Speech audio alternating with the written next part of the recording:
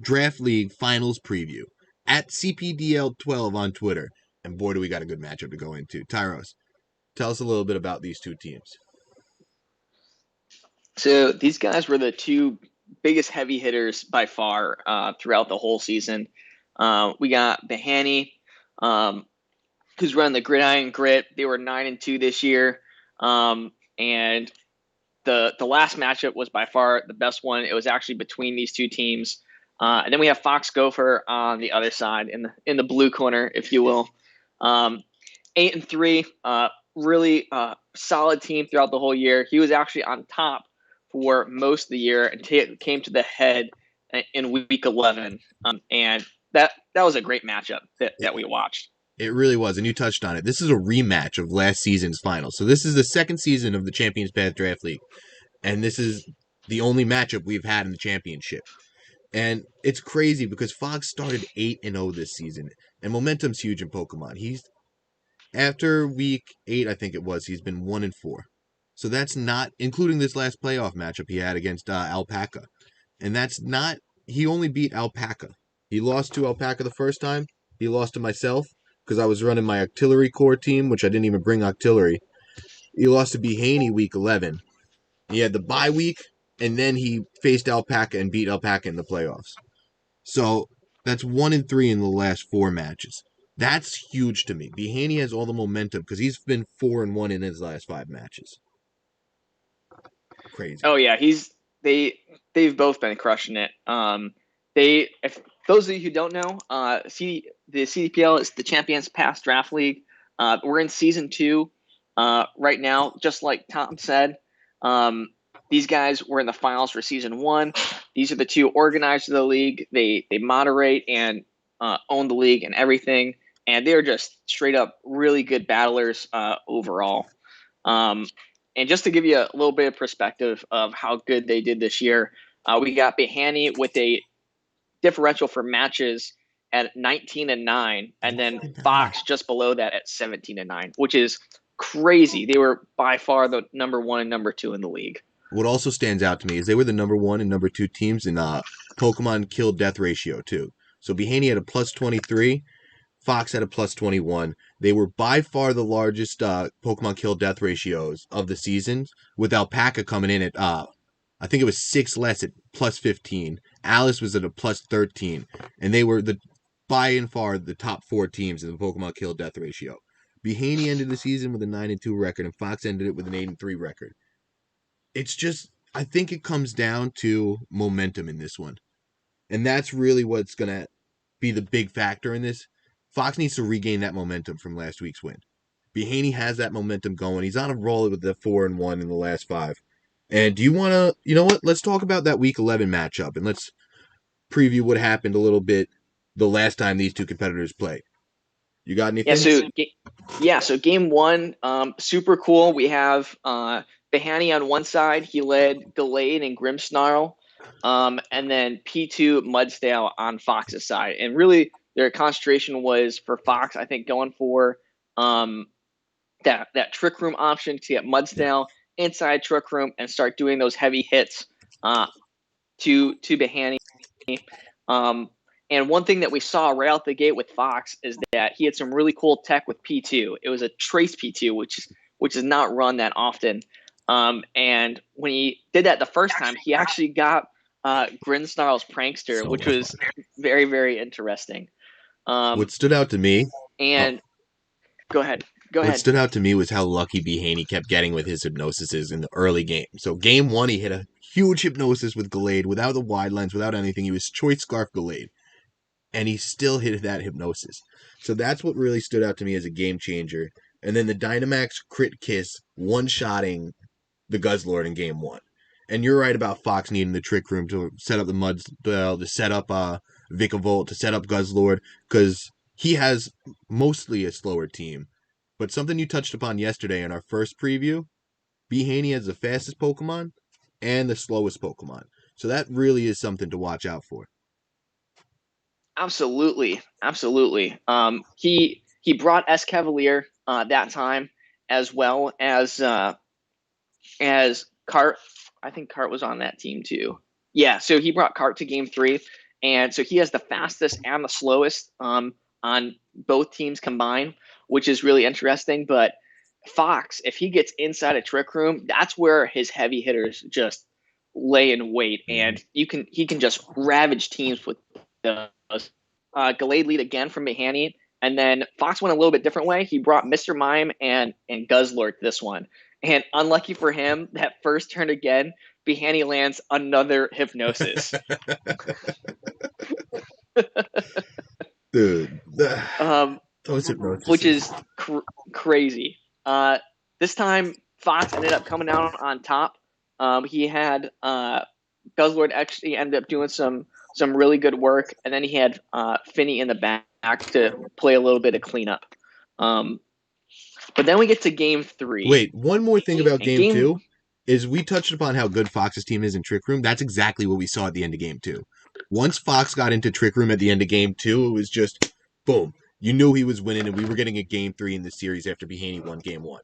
Fox took game 2 because of the Trick Room, and I don't want to play down how important Mr. Rhyme was. I know you're going to say something about Mr. Rhyme in game 3 that we both liked, but the fact that Mr. Rhyme and P2 are both Trick Room setters really it lets Fox be so versatile going into all these matchups. And talk about game 3, because I'm excited to hear what you got to say about it now.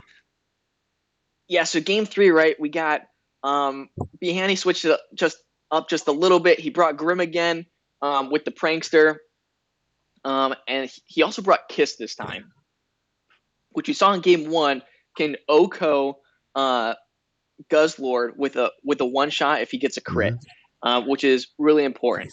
Fox led Mr. Rhyme again, as well as Guzzlord, and he procs his own weakness policy on Guz with Ice Shard. So much fun. Which is, I thought, some great tech. So much fun. Yeah, it was really just so much fun to see that happen. Any self-proc of the weakness policy, especially when you don't see it coming right away. You're like, Guzzlord, you don't see it with a weakness policy a lot, because it is a kind of a glass cannon. I hate to say it like that. It hits hard. It can't take many shots, and we saw that from game 2. But it was just so much fun to see that. And what was a big takeaway from game 3 was it was so close. It came down to a one-on-one. A big takeaway that we both know that Alice will want us to mention is that Fox used ally switch, so that's definitely in there. There was also a double protect. I forgot to write it down who it was, but a double protect was in there that was really important. And then ultimately that last turn, the two last turns, right? So we got Finney on one side, and we have Togekiss on the other side. And the second to last turn, Tapu Fini freezes, and from there we thought the game was over. Done. Because then, well, not only that, the turn before, Fini had a berry proc, so it regained health too. I don't remember the double protect too, but I wasn't going to say that. They're saying that in the chat. They don't remember the double protect. I love a double protect. I took notes. You took notes. It's there. It's there. All right. It's there. I trust you then. But dude, that last turn being, what's it called? A one-on-one Tapu Fini versus Togekiss. Get the freeze. So then two things need to happen for Behaney to win. He needs to thaw out of the freeze, and he needs to get a critical hit because the Tapu Fini just regained health from the berry. And both those things happen. So Fox could have easily taken this Week 11 matchup from Behaney. But Behaney had those two things happen at the end of the game, and that's all it takes sometimes. It's just a roll of the dice. That's how it works, man. And yeah, so that was a great surprise ending. Great match to both these two heavy hitters throughout the season. And that really decided the 1 and the 2 seed going into the playoffs. Mm-hmm. We knew that both of them were going to get a bye, but we didn't know how the seeds would actually turn out, and Behaney came out on top in the end. So going into the playoffs, like, we both knew they were heavy hitters. We both were in the playoffs and got eliminated round 1, which sucks. But we both wanted to change up the finals matchup, and we weren't able to. So that just goes to show how good these guys actually are, being able to make it 2 seasons in a row. And I want to ask you right now, who do you think is going to win? I think we should save that for the end. Okay. Just in case. I want to wait on that one. All right. I want to wait on that one. All right. So what if we talk about some of the key elements for each of the teams here? All right. So Behaney, I think one of his biggest hitters, especially throughout the whole season, was definitely Landorus. Yeah. Right, Landorus got a great speed with 91 and the attack stat of 145, which is huge. Plus, it's ground flying, so it doesn't get affected by the ground type moves, which can be super effective. And he brought that to 10 out of 11 matches. Yeah. And it had a kill death ratio of 25-7, which is insane. He did not bring it. He brought it all but 1 week. There it is right there. Yeah. He brought it all but 1 week, and that week was actually against me. He caught me completely off guard with that one. But great usage of Landorus throughout the whole season. Oh, it's awesome use of Landers. And you know what? Let me just move this logo out of the way real quick. And we could see that both of these teams, you could see the kill death ratio we were talking about. Boop, boop, boop. Oh, no, I did it wrong. All right. 1 second, guys. Let me move it right here. Okay. Not what I wanted to do. I'm still learning this. Sorry about that, guys. But all right, the logo's in the way, but you could see that B. Haney has a plus 23 kill death ratio Pokemon. KO differential for Fox is plus 21, by far the biggest. And it's just insane to see how good these two teams. They used everyone. Look at all the kill. Every Pokemon I think got a kill except for Kangaskhan, which it's more support. I can't see the number for Chandelure. Did Chandelure get a kill? Sorry. You're good. You're good. I'm sure it did. Yeah, it was Chandelure was 7-6. 7-6. Or sorry, 6-6. 6-6. So every Pokemon except for Kangaskhan got a kill between these two teams. That's something impressive that he didn't see with every team. Yep. Yeah, exactly right. The usage across the board for both these guys is really good. They know exactly how to use each of the mons in their various scenarios and how to set up each other. So I also have another thing here for both the teams for best support. I think Grimmsnarl was definitely the best support that Behaney had throughout the season. He gets the prankster. He ran Frisk a couple times. It can get the screens up early. He can use Trick with it to switch the items out. It can do Thunder Wave to slow the other Pokemon down. Very, very versatile Pokemon. The best support throughout the league, I can't disagree with that. It's just Grimmsnarl is so elite with what it could do. The prankster ability is huge. It's thick. It could pack a punch, so you don't know exactly what's coming.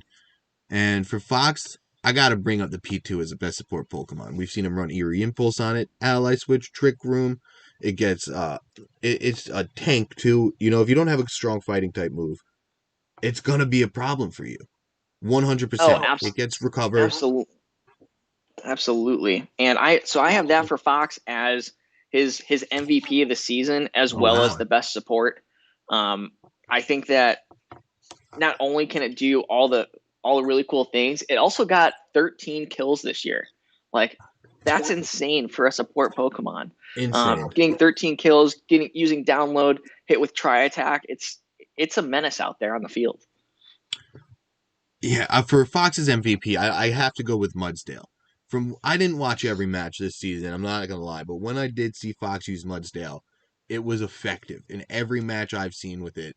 He knew how to use it. Once you get into that trick room, if you get the stamina boost, if you get the inner focus, I think it is that protects from the fake outs. It's so versatile in how you could use it. Because if you get those stamina boosts, oh my god, you need to hit it with a special attack, a water type of grass. There's not many special attacks that can hit it strong in these draft leagues too. So your opponent has to bring at least one Pokemon to deal with Mudsdale, which is huge in the prep.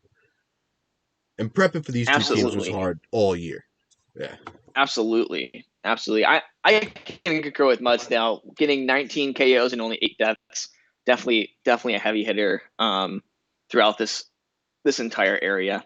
And do you want to talk about some of the advantages and disadvantages of each team for this final matchup? Absolutely. Here, let me try to bring up the Pokemon sprites. I totally lost the folder for the teams on the paper, so let me see if I could do this. Perfect. All right, and then I'll pull up the Pokemon sprites again. Boom. I just couldn't get the logo. Oh, the logo. There we go. Figured All it out right. now. So what do you think for Fox going in? What do you think are going to be some of his advantages and disadvantages? He needs to deal with Togekiss. We saw Togekiss just be a menace in the last game. Fox's main hitters are the Urshifu, Dark Fighting type, the Guzzlord, Dark Dragon type. Both of them are 4 times weak to the Fairy type Togekiss. With the Super Luck, with the Scope Lens, even if you don't run the Scope Lens and you just run the Super Luck, the chance of a critical hit being there is just so menacing. It's literally, there's no other word but being a menace. So Fox really needs to prepare well, figure out how to deal with it. He has options on his team. If he gets into Trick Room, a Mudsdale Steel Spike is not going to be something Togekiss wants to see. And Fox even said, when I reached out to both of these players, I said, hey, we're going to be talking about the final preview. Is there anything you want me to mention? And Fox even brought up what Togekiss did in that Week 11 matchup. Behaney declined to answer, which I thought was very funny. I He said, "There's no think Pokemon Behaney I likes want to to." play things pretty close to the vest, Yeah, I don't so want to I bring can't up any I can't fault Pokemon. him for I that. don't want to bring up any Pokemon. I was like, I get it, man. You don't want to give him an But I think advantage. Yeah, I agree. I think Togekiss is definitely a big threat. I think it's a big and obvious threat on Fox's side of the field. But if he gets himself inside a Trick Room, I think it's going to be hard for Behaney to recover from there, as we saw in Game 2 during Week 11. and the one thing about Trick Room is Behaney has that Escavalier that's the slowest thing on the field. But Volcarona with a Max Flare or just a Heat Wave or a Fiery Red, or Guzzlord with the Max Flare if he decides to Dynamax that, they both hit Escav hard. So Escav is not going Yeah, to want to deal with that Fire type move. But that brings up another good point because now Behaney knows Fox is going to have at least one Fire type move in case he brings the Escav. So it's so much for prep on sure. both sides. Absolutely. Absolutely. And like we mentioned earlier, Behaney's got the speed on both sides, right? So no matter what, he's going to have the fastest thing on the field depending on what he leads. But once we get inside a Trick Room, the focus or the bulk of the strength really starts to lean towards Fox's side of the Yep. field. Whereas Behaney, I mean, he's got Kartana, Landorus, and Togekiss that are on the faster type side. Once we start getting into that 65, 60 speed tier, it really starts to lean towards Fox. And we see with Fox all year. He has a Vikavolt in Trick Room. He has a Mudsdale for Trick Room. P2 hit recover with the fastest recover in the way. If he gets that Trick Room off, it's insane. And he has 3 Trick Room setters on his team. And Kafas Grigas, however you say it, I always say it wrong. Mr. Rhyme and P2. All of them can set Trick Room. So you don't know where it's coming from Fox's end of the field, which is awesome. It's just so awesome that you could, the versatility in the Trick Room setters. Absolutely. Absolutely. And Carbink. Yep, I there you didn't go. even Carbink realize too. Carbink got Trick Room. Did Oh not yeah, know that. Carbink. Yeah, totally. It gets Trick Room. It also has a 150 um, defense and special defense. It's got only a 50 speed with Eviolite. So with Eviolite, I mean No, now you're looking it at doesn't evolve. like a 200. Yeah, it Carbink? does. Yep, it evolves. Yeah, man. Yeah. I don't think so. Am I really that uninformed? All right, I'm going to Cerebi right now. Shout Yeah, out man, Joe that Merrick. evolves. So with Eviolite, like you're looking at just over I think that's a 1.5 increase, right? So you're looking at just over 200 defense and special defense. That thing And is it is a bulky. special attacker. And now its strongest rock type move is Meteor Beam instead of what's Power Gem? Yeah, it gets those two. It also gets body press, Ooh. and you give it it can do iron defense once or twice, and it can do some crazy damage. So definitely Carbink is another good mon to watch out for. All right, so who do you think are going to be the the keys to the game for each team here. Well, I just want to mention. Can you see my screen? That's the Yeah. evolutionary line. Does not evolve. I'm telling you. Oh, that all right. That's on me. I could have sworn Yeah, that no, did. I was like, what does it evolve into? Like, wait. Yeah, no, it doesn't evolve. But so you can't put the EV light on it. But that means you could power a meteor beam if you want to deal with the Togekiss and you see that in the lead. It does. So I'm sorry about that, but what was your question again? Oh, what do you think are the uh what's it called? The keys to the match or the keys to the game for each of the teams. The first one and the biggest one, in my opinion, is Trick Room. Trick Room, Trick Room, Trick Room. Yeah, if Fox brings the EV light on Carbink, that would be quite funny. Behaney's like, I'm rooting for that now. That would be hilarious. But what's it called? If he gets any of those 4 Trick Room setters to get the Trick Room off, let's say he has a mental herb to deal with the taunt. Let's say he just double Trick Rooms into, and Behaney decides to fake out with Grimmsnarl or Kankan. Like, there's so many different ways, but if he gets the Trick Room up, that's the difference in the match. Because the sheer power of his team, the sheer amount of Pokemon that can just start the onslaught in the Trick Room is going to be hard for Behaney to deal with. Yeah. Yeah, I agree with that completely. I really do. For Um, Behaney, I think trick. okay, Yeah. yeah. So No, you're for good. Go. Behaney, what do you think the keys are? Like, how do you think the best way to stop Trick Room is? I think just hitting hard and hitting fast. Yeah. To be honest, is going to be the keys for that. Maybe even if we can get maybe one or if you get a hacks or two, that can completely change the game. Like another Thunderwave hypnosis, on Grimmsnarl getting another or power. yeah, Thunder Wave. Yeah, you get a good fake out in there against someone. If Fox goes hard Trick Room first turn, it might be a little bit difficult. But other than that, I think Behaney's got a good shot of keeping himself out of that scenario, or at least getting Escavalier inside a Trick Room without a fire attacker on the other side. I think will be key. Dude, that's really what this match comes down to. And week 11, it came down to a game 3, 1-on-1, and Behaney needed to thaw out of a freeze and get a critical hit. It's just so insane how close these guys were. And we're getting to that 23-minute mark, Tyros. So I'm going to ask you one more time. Who do you think is going to win this matchup? If I was to make the prediction, I'm going to say Behaney wins. I got him on my board, and for me, Togekiss is the key here. Togekiss really does a lot of damage to a lot of other things on the other side of the field, and they're all super effective. I think Togekiss really can be the game changer in this case. It's so hard not to agree with you. You know what? I think I'm going to switch up my prediction. Yesterday, Behaney, when you guys couldn't hear me, I said I thought you were going to win. Today, when you guys can hear me, I think Fox is going to be able to take it. He just grabbed that momentum back. And again, momentum is huge. He lost 3, won his last battle, and he's coming for the trophy in season 2. I think Fox is going to take this one out, and he's going to do something we haven't seen yet. That's my bold prediction for the match, too. Fox is going to pull this one out, be a 2-time champion. Oh my God. In the chat, if he changes his name to 2-time champ, he deserves that if he wins. But I think that he just got to build on the momentum of last week. Again, Behaney's 4-1. Fox is 1-3. But the last win was important because he beat someone that beat him before, and now Behaney has beaten him before, so he's going to come back and try to do the same thing he did last week. And that's my prediction for the match. All right. Well, I guess we'll see who's right, and we both decide right. We're gonna do another one of these after their match is done, probably next weekend Yeah, we're sometime. going to try to pull up the match. Do a little recap, Yeah, and I guess we'll see who's yeah, right. exactly. We're going to try to pull up the match in the middle of the screen, watch it with you guys, and go through turn by turn.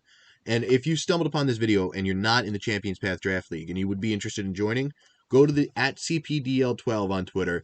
Behaney is accepting applications today. You got to fill out a Google sheet, And I'm excited for season 3, Tyros. So yeah, we want to do another one of these, a post-final show, and whenever the tier list gets dropped to everyone, I think we should do a show, a little one of these live streams reacting to that and seeing which sleeper Pokemon are on the Absolutely. tier list and what tiers. Absolutely. We already heard from Behani that there's probably some changes coming. So it'll be real interesting to see what those are and how they affect the league, and really how it affects people drafting Yes. overall. So that could be really interesting. It, oh my, there's so much in the works for season 3 that I'm excited. We're trying to go for 24 teams instead of 12. So again, if you're interested, fill out the Google Sheets today. And on that note, I think that's all I got to say, Tyros. You got anything to add? No, that's all All I right. got. That's all I So we'll got. see you next time. This was a lot of fun. And yeah, me and Tyros are going to be doing these live streams from time to time. So watch out for them. Watch out for weekly recaps of season 3.